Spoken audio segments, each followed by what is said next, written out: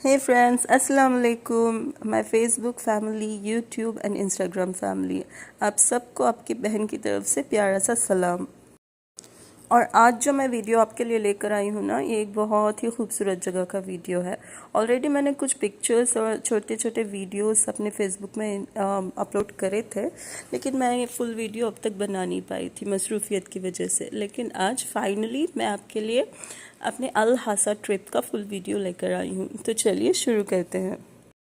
ये 2 weeks back का video है, जैसे मैंने आपको पहले ही बताया।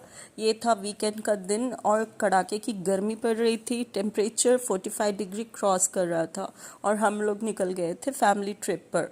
और हम लोग गए थे अल हासा, लाइमस्टोन माउंटेन और हैंगिंग ब्रिज को एक्सप्लोर करने। और आप लोग ये जो बैकग्राउंड में देख रहे हैं ना, ये सारे लाइमस्टोन माउंटेन्स हैं।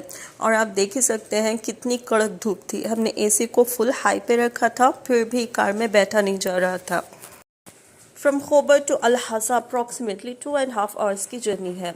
और मैं तो आपको यही सजेस्ट करूँगी कि आप लोग ऐसी ट्रिप्स पर निकलें तो थोड़े दिन ठहर के मौसम अच्छा होने के बाद ही अपनी ट्रिप प्लान करें, वरना आप अच्छी तरह से एंजॉय नहीं कर पाएंगे। आज हम सऊदी अरेबिया के ईस्टर्न प्रोविंस के एक बहुत ही यूनिक और नेचुरल वंडर के बारे में बात करेंगे। ये जगह अल हासा के नाम से मशहूर है और यहाँ मौजूद अल खरा माउंटेन, जिसको लोग अक्सर लाइमस्टोन माउंटेन भी कहते हैं, क्योंकि इसमें लाइमस्टोन और दूसरी सेडिमेंट्री रॉक्स की लेयर्स पाई जाती हैं। ये जगह अपनी नेचुरल केव्स, यूनिक क्लाइमेट और ब्यूटीफुल रॉक फॉर्मेशन की वजह से दुनिया भर में टूरिस्ट्स को अट्रैक्ट करती है। अल हासा यानी अल अहसा ओसीस दुनिया की सबसे बड़ी नेचुरल ओसीस में से एक है। ये एरिया हज़ारों साल से इंसानी सिविलाइजेशन का हिस्सा रहा है। 2018 में यूनेस्को ने अल अहसा ओसीस को वर्ल्ड हेरिटेज साइट डिक्लेयर किया, जिसके बाद इस एरिया की इंटरनेशनल इम्पोर्टेंस और भी ज़्यादा बढ़ गई। पुराने ज़माने में यहाँ बनी महरिब कबीला रहता था। माउंटेन की केव्स सिर्फ रहने के लिए ही नहीं, बल्कि कुरान की तालीम, इम्पोर्टेंट डॉक्यूमेंट्स को महफूज रखने और कम्युनिटी गैदरिंग्स के लिए भी यूज़ होती थी। कुछ केव्स में ट्रेडिशनल वेडिंग्स भी ऑर्गेनाइज की जाती थी।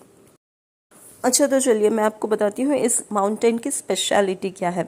सबसे इंटरेस्टिंग बात यह है कि माउंटेन के अंदर की केव्स का टेम्परेचर ऑलमोस्ट साल भर मॉडरेट रहता है। समर में केव्स नेचुरली कूल फील होती हैं, विंटर में वही केव्स कंपैरेटिवली वार्म लगती हैं। ये इफेक्ट रॉक इंसुलेशन और नेचुरल एयर फ्लो की वजह से होता है। इस वजह से लोग इस केव्स को नेचुरल एयर कंडीशनर भी कहते हैं।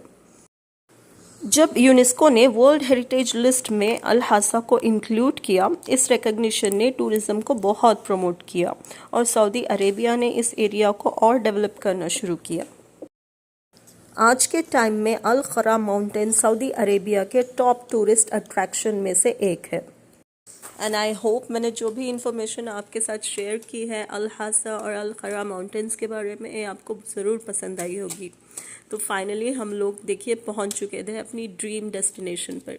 ये कितना प्यारा और ख़ूबसूरत नज़ारा था, मुझे तो बहुत अच्छा लगा। बहुत मेरा दिल था कि मैं यहाँ पर ज़्यादा से ज़्यादा वक्त अपना यहाँ पर स्पेंड करूँ, लेकिन अब बच्चे हैं, क्या करें। बच्चों को जाना था हैंगिंग ब्रिज और टाइम हो रहा था और हम लोग दोनों प्लेसेस को एक साथ एक्सप्लोर नहीं कर सकते थे, क्योंकि रात होने के बाद हम लोग हैंगिंग ब्रिज बिल्कुल नहीं जा सकते थे।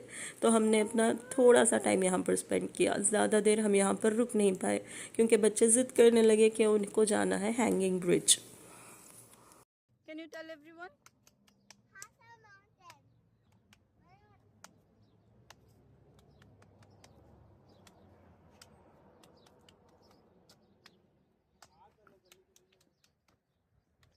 Come on, yes.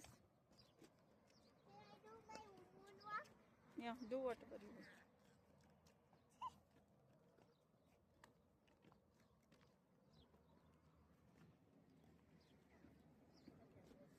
Wait, sit like that only, okay? और यहाँ का डेवलपमेंट एकदम माइंड ब्लोइंग है। जिन लोगों ने कुछ साल पहले यहाँ पर विज़िट किया होगा, वो लोग बिल्कुल ही जो है शॉक हो जाएंगे कि इतना ज़्यादा डेवलपमेंट हो गया है ये एरिया और ये अल खरा माउंटेन साइट। और आप जो ये देख रहे हैं डेवलपमेंट्स जो गवर्नमेंट ने किए हैं, इसके बारे में भी मैं आपको कुछ बता देती हूँ। सेफ वॉकिंग पाथवेज बनाए, ब्यूटीफुल लाइटिंग इंस्टॉल की, विजिटर फैसिलिटीज़ इम्प्रूव किए हैं, म्यूज़ियम और कल्चरल एग्जीबिशंस डेवलप किए हैं, कैफ़ेज़ एंड सवेनियर शॉप्स भी अवेलेबल हैं, पार्किंग और विजिटर एक्सेस को भी बेटर बनाया गया है, व्यू पॉइंट्स और रेस्ट एरियाज़ को प्रॉपरली डिज़ाइन किया गया है। इस प्रोजेक्ट को लैंड ऑफ सिविलाइजेशन के नाम से डेवलप किया गया है, जहां विजिटर्स अल अहसा की हिस्ट्री और जियोलॉजी के बारे में सीखते हैं। आपको जो मैंने अभी वीडियो में दिखाया जहाँ पर हमारे बच्चे बैठे हुए थे, जो ओल्ड हिस्टोरिक स्टाइल बेंचेस और सीटिंग एरियाज, वो भी इसी डेवलपमेंट का हिस्सा है। इनका डिज़ाइन मॉडर्न है लेकिन लुक बिल्कुल ट्रेडिशनल रखा गया है ताकि अल अहसा की हेरिटेज फील मेंटेन रहे। यहाँ जो डेवलपमेंट किया गया है उसमें हेरिटेज स्टाइल बेंचेस लगाई गई हैं जो स्टोन और ट्रेडिशनल डिज़ाइन से इंस्पायर्ड है। शेडेड सिटिंग एरियाज बनाए गए हैं ताकि विजिटर्स आराम से बैठ सकें। स्टोन पेव्ड वॉकवेज और पाथवेज को ओल्ड स्टाइल एस्थेटिक के साथ डिज़ाइन किया गया है। ट्रेडिशनल लाइटिंग और डेकोरेटिव एलिमेंट्स यूज़ किए गए हैं। कुछ जगहों पर नजदी लोकल हेरिटेज इंस्पायर्ड आर्किटेक्चर का टच दिया गया है। लैंडस्केपिंग भी इस तरह की गई है कि माउंटेन का नेचुरल और हिस्टोरिक फील दोनों साथ नज़र आए। अगर आप सऊदी अरेबिया में नेचर, हिस्ट्री एंड एडवेंचर को एक जगह एक्सपीरियंस करना चाहते हैं तो अल अहसा का अल खरा माउंटेन ज़रूर विज़िट करें। और चलिए, हम लोग अब निकल गए थे यहाँ से हैंगिंग ब्रिज की तरफ, क्योंकि बच्चों का बहुत ही ज़्यादा प्रेशर था, बच्चों को जाना था हैंगिंग ब्रिज पर। अच्छा, तो अभी हम पहुंच गए थे अपनी सेकेंड ड्रीम डेस्टिनेशन पर, जो था हैंगिंग ब्रिज, और हमने अपनी कार को वहां पर पार्क कर दिया और अभी हमें बाई वॉक जाना था हमारी डेस्टिनेशन। और मौसम तो इतना ज़्यादा प्यारा हो रहा था कि मैं आपको क्या बताऊं, सनसेट का टाइम था। और ये देखिए, बच्चे लोग पहुंच गए अपने ड्रीम डेस्टिनेशन पर, और इतना ज़्यादा एक्साइटिंग थे ये लोग ना कि आप इनकी शक्लों को देख करके समझ सकते हैं। बहुत ज़्यादा एक्साइटेड और हैप्पी थे ये लोग। और बच्चों के लिए ना ऐसी जगह एकदम परफेक्ट है। क्या हिस्ट्री, क्या कल्चर, इन लोगों को क्या लेना देना इन सब चीज़ों से। इनको चाहिए बस एडवेंचर, एडवेंचर और एडवेंचर। और सच कहूँ तो इस हैंगिंग ब्रिज पर मुझे बहुत ज़्यादा डर लग रहा था, क्योंकि मेरा फ़र्स्ट टाइम था। मेरा क्या, हम सभी का फ़र्स्ट टाइम था। हम लोग फिर पहले कभी इस तरह के हैंगिंग ब्रिज पर हम लोग नहीं गए थे, तो मुझे बहुत ज़्यादा डर लग रहा था क्योंकि बहुत ज़्यादा शेक हो रहा था। और इसका वुड भी ना इतना ज़्यादा मुझे नहीं लग रहा था कि मज़बूत है, काफ़ी पुराना लग रहा था। और ये बस रोप्स के ज़रिए सपोर्ट दिया गया था इसको, तो मुझे काफ़ी डर लग रहा था आगे जाने के लिए। मैं बहुत ज़्यादा डर रही थी, लेकिन बच्चों को देखकर मुझे भी थोड़ा सा जोश आ गया मुझ में भी, क्योंकि बच्चे बहुत ज़्यादा एक्साइटेड एंड हैप्पी थे।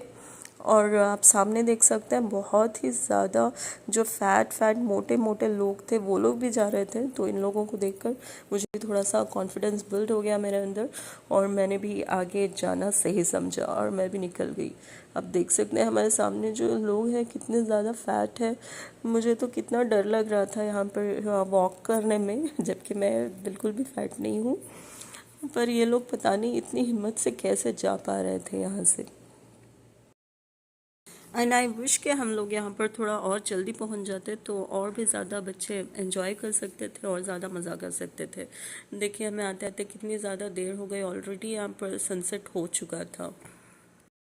सो स्पूकी एंड स्केरियस्ट ब्रिज, आप देख सकते हैं किस तरह से हिल रहा है, और हम लोग तो बहुत ज़्यादा डर गए थे। फाइनली हम लोग रीच होने वाले हैं ब्रिज के उस तरफ।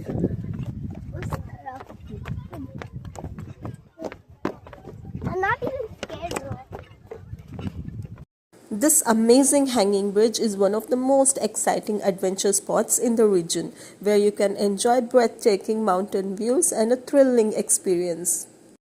तो चलिए, अब मैं आपको इसके बारे में कुछ important information दे देती हूँ। The Jabal al-Shuba hanging bridge is located in the Al-Shuba mountain area of Al-Ahsa.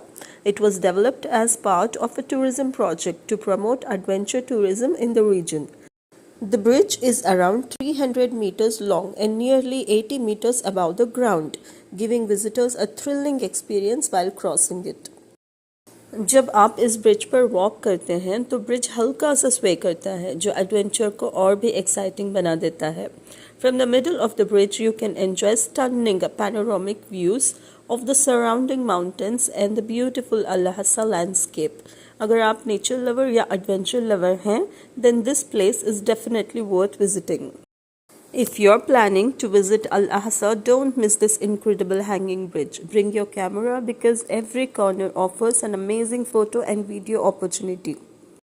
और यहाँ तक आते आते मैं बहुत ज़्यादा थक चुकी थी। बच्चे तो और भी एंजॉय करना चाहते थे, लेकिन मुझसे नहीं हो पा रहा था, तो हम लोग वापस मुड़ गए अपनी कार की तरफ।